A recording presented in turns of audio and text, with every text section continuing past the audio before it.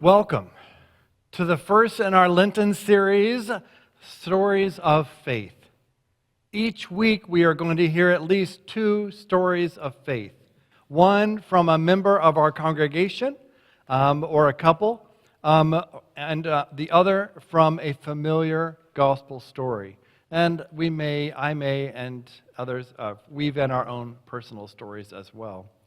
The point of this series is to become familiar with the idea of sharing faith stories. For each of you to start thinking about your own story. What is your faith story? Most of you probably think your story is unremarkable or inferior to the stories of others that, the ones that you hear that people tell about the amazing things, right? But the truth is that your story is unique. Your story is unique to only one person out of billions who are living now, who have ever lived. Your story, your life story, your story of faith is unique out of all of that. It may seem pretty boring to you, but it has led you to this worship service. And that in itself, to me especially, makes it a pretty remarkable story. So we are going to share with you a story from one of our members or couples, and then I will share with you a Bible story and put the two together. And I hope that you hear some things in these stories that sound familiar to you. Our first story of faith is from someone I think you are all very familiar with. So rather than introduce her, I'll just let her introduce herself.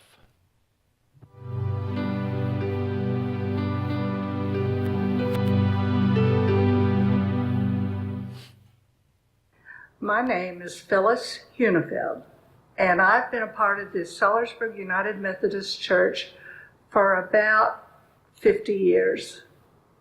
As a child, I attended the St. Paul Evangelical and Reformed United Church of Christ. My mom and dad owned a restaurant, and Sunday was the busiest day of the week. And every Sunday, my Aunt Gladys would come over, and she would say, "Now, are you ready to go?" And I'd say yes. And she'd say, "Oh, here, let me fix your hair." And she would take her comb and she would just flatten my hair out, put a barrette in, and I hated my hair like that. But I didn't say a word. Gladys and I would head to church on a Sunday morning. When our girls were little, we would often go back home to spend the weekend with our parents. And so on Sunday morning, Lloyd's mom would always take the girls to church and Sunday school. On the weekends that we weren't there, April would cry and say, I want to go to Sunday school, Mommy." So finally I thought, well, since they went to the Methodist church, I'll just find a Methodist church around. And so we went to Sellersburg. Joyce Everly was the teacher, and the girls just loved her. She was so good, and the kids in the class were so kind and sweet to them. And I joined Wilma Miller's class, and I loved that. So for 3 years, the three of us went to Sunday school. We didn't even go to church. The girls got older, and then they got old enough to go to church and sit in church, and so we loved it there. Later on, of course, I became involved in United Methodist Women. It's funny, I had to be asked. Carol Canada was on me for about 6 or 8 months to join, and I just kept saying no. And finally I said, "All right, Carol, to shut you up, I will join." And it was the best thing I could have ever done. Living in my own little southern Indiana world, I became aware of the injustices and the struggles that women and children had to endure throughout the whole world. I alone can't contribute much to people around the world who need help, but along with all the other women, all the other members, together, we can make a difference. When I was 41 years old, I learned that my job was going away, and I was just pretty much devastated. I was 41 and I thought, I'm too old, nobody will want to hire me.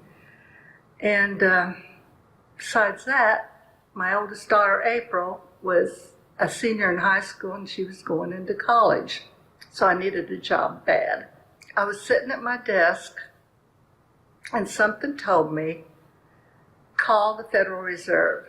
So immediately I just looked up the phone number and called, and I said, I worked for the San Antonio branch of the Federal Reserve of Dallas, and I'm wondering if you got a job opening. And they said, well, yes, we have a secretarial job opening. So, well, that's what I'm looking for. And so I went in for an interview, and 2 days later they called and said I had the job. I just know that God spoke to me, and my faith just blossomed after that. I've been involved in the Young at Heart Senior Citizen Pitch-In Luncheon for about 10 years. It's just a great time to fellowship and sometimes we play bingo, but right now we're doing a mission activity. We're putting together kits for Exit Zero. It's good food, good fellowship, and we're doing a mission to boot. So it's a great time. I have just joined a new mission, the prayer quilt mission. We get together and we work on a quilt, and we get referrals from people that would like a prayer quilt. Maybe they're ill, or maybe they're lonely, and it's comforting for them. And I know, because when I was going through chemo, I received a prayer quilt, and I took it with me every time I went to chemo, and it was comforting, and I loved it, and people would say how beautiful it was, and I'd tell them the story of how I got it, and who prayed for me, and I think it's an important mission of our church. Well, I love Friday morning Bible study, and I love my Sunday school class. I could read those chapters in the Old Testament and not understand what I was reading. And in Bible study, it just opens it all up and explains everything to me. And it's just been wonderful. I love it. I have a neighbor who is a Catholic. She goes to the Catholic Church, and we just enjoy each other's company. And when I told her about the Friday morning Bible study, she was all in. She wanted to go, and she just enjoys it so much. My favorite praise song, if that's what you would call it, is Chris Christopherson's Why Me, Lord? And Lloyd and I listen to music we like to listen to classic country when we're in the car. And when that song comes on, we are just singing as loud as we can right along with it. That song speaks to me. If you're looking for a church, we'd love for you to come and try out the Sellersburg United Methodist Church. We have a great group of people. We have a wonderful pastor, and we are welcoming. We welcome everybody. We'd love to have you.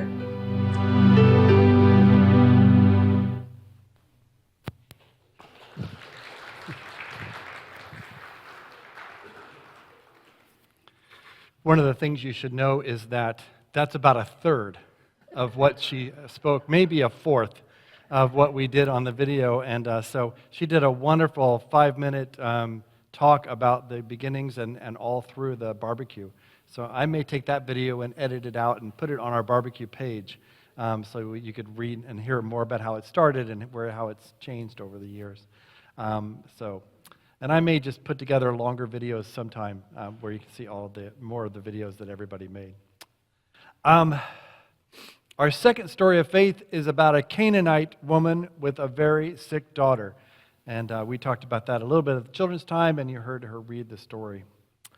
Jesus left the place where he was. He was around the Sea of Galilee doing his ministry. We have lots and lots of stories about that, finding the disciples and healings and all kinds of things. But he left there and went away to the district of Tyre and Sidon. He went there to get some rest. These cities were a long way from Galilee and the crowds that were following him everywhere. This was, a land where he could hopefully get some rest. Have you ever been in one of those situations where you're just trying to get away from everybody and you want to get some rest? But that didn't happen. Instead, a Canaanite woman of all people came and asked for help. She was not one of the Israelites. She was not one of the people that Jesus was normally working with and dealing with on a day-to-day basis. This was one of the people he thought he could disappear into this group and that he might get some rest. But no, one of the Canaanite people came, a woman, came and asked for help, and she said, "Son of David, my daughter is tormented by a demon." She recognized Jesus right away, even though he'd never been there before. And he even knew that he was an Israelite. She called him the Son of David, and that's what that meant. And Jesus tried to ignore her, but she just kept hounding him. His disciples even said, "Send her away, for she keeps shouting at us." How are we supposed to get any rest or any sleep with this person shouting at us constantly? Jesus even tried to get rid of her. He talked to her and addressed her and said, "I was sent only to the lost sheep of the house of Israel. And you are a Canaanite."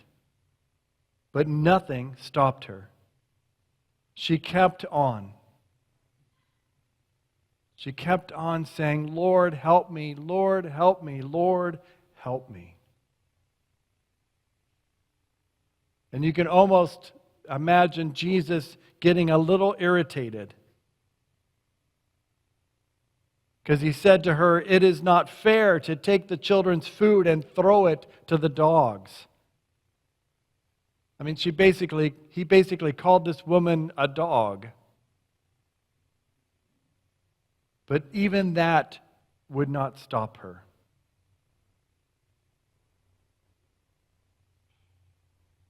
She came right back and said, "Yes, Lord.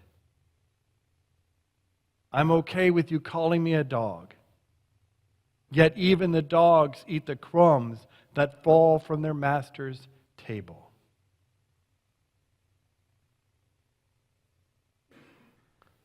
For she knew that even the crumbs of Jesus' presence and healing touch, even the crumbs were powerful enough to heal her daughter. And with that humble and desperate response, Jesus welcomed her in and even said, "Woman, great is your faith. Let it be done for you as you wish." Who would have ever thought that Jesus would say that to a Canaanite? And a woman to boot, right? Was, how great her faith was. But that's exactly what Jesus said. It sure made the disciples and others a little uneasy, wondering suddenly if their faith was this great. And the best part of the story, of course, was that the woman's daughter was healed right then and there. The moment Jesus spoke the words, he didn't have to go to her, he didn't have to travel, he didn't have to say any kind of special, just in that moment, her daughter was healed. Jesus truly is the Messiah.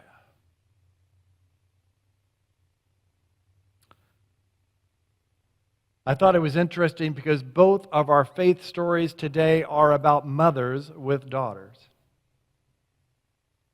My favorite part of Phyllis's story was that it was her daughter April, who as a young child, 3 years old, controlled the family and said, "We need to go to church. I want to go to Sunday school." You see the power of children's ministries, right? And just like this Canaanite woman, April hounded for what she knew was right and knew what was needed. And Jesus and Phyllis relented and said, "Okay."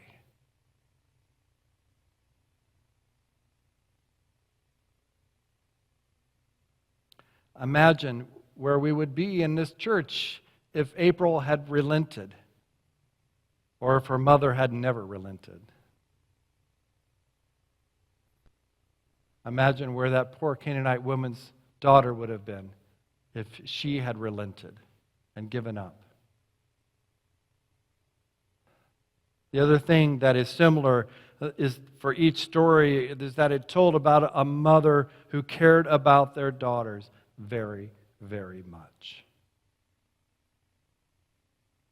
We don't know what the Canaanite woman did after she went home and found her daughter healed, but we sure know what Phyllis has done for this church and the faith stories of so many of us here today. What part of these stories can you relate to? Did you hear anything in either of the stories that made you think of your own story? That reminded you of something that happened in your life and how God is working in your life? You know, the story of the Canaanite woman is pretty dramatic, right? Her daughter is possessed by a demon with no one to help her. And Jesus even tries to not help her. There's a lot of tension in the story. Will Jesus relent? Will the woman give up? Right? And we hear this story, and we get invested in it. Those are the kinds of stories that often get written down and remembered. I've been to many, many church conferences over the years, and those are the kind of stories that people get paid to come and share. Right? You hear the stories, I was at the bottom of the barrel, drugs, alcohol, prison, etc., etc. And then I turned my life over to Christ and everything was changed, right? And those stories of Christ's redemption are exciting. And we all want to hear about the amazing and powerful grace of God. The truth, however, is that most of our stories are not nearly that dramatic. But that doesn't make them unimportant or even necessarily boring. If you learn one thing from, and I hope you learn more than one, but if you learn one thing from today's sermon, please let it be that your story is important. No matter how few tomatoes it gets on the Rotten Tomato video rating scale,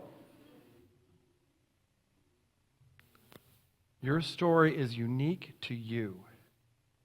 And you and your story are immensely, beyond your imagination, important to God. And your story might just help someone else who might be facing the same kinds of things.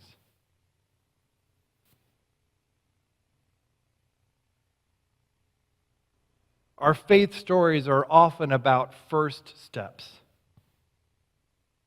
Our meditation today says, faith is taking the first step even when you can't see the whole staircase. The Canaanite woman went to Jesus, a foreigner, a stranger who she had never met. Had she not taken that first step, her daughter would have never been healed. Phyllis relented and took her daughters to Sunday school. If she had not relented, think of all that she and the church would have lost. My own faith story is filled with first steps that often took me in new and unexpected directions. From the first step of telling my pastor at the time that I was interested in ministry, my life has been one adventure after another. On that night, I went, in fact, it was the evening, and I went to the pastor's house. I'd like to say I went to the pastor's house more times than all of you going to my house combined. I now feel sorry for my pastors from that time. And thank you. But you're always welcome if you really need something. And so, I went and talked to him, and his response to me was, "Oh yeah, that's nice." He may have thought his response was otherwise, but that is how I heard his response. "Oh yeah, that's nice." Or maybe he thought, "Oh, I know you, John. I don't think that'll work." And on my way home, my little Chevy Chevette ran out of oil and seized up. So if I was looking for a sign that I had done the wrong thing, it was right there in blazing, well, almost not quite a fire, but I got in the car and it went tick, tick, tick, tick, tick, tick, tick, tick. And I got halfway home and I stopped and turned off the engine and it never started again. But I took that always as a sign that, hey, maybe I'm doing the right thing. I decided to take that as a sign that I was doing the right thing, although it took me another 4 years to figure that out. But it takes those first steps. We hear the fantastic stories of people who went through all kinds of terrible things and turned their lives around for Christ. We hear about the simple stories of how people ended up in church and in a relationship with Christ. And whether your story is dramatic and exciting or boring and simple, it all starts with that first step. And rather than comparing ourselves to someone else's story, we need to see the value in our own story. We need to see the value in taking those first steps to get involved in a new ministry, to try something new, to step out of our comfort and let the adventure of a life with Christ begin. I have no doubt that your faith story is filled with first steps too. And I want to challenge you on this first full week of Lent to reflect what first steps have changed your life and how God's presence in your life has changed your steps. Reflect on that this week.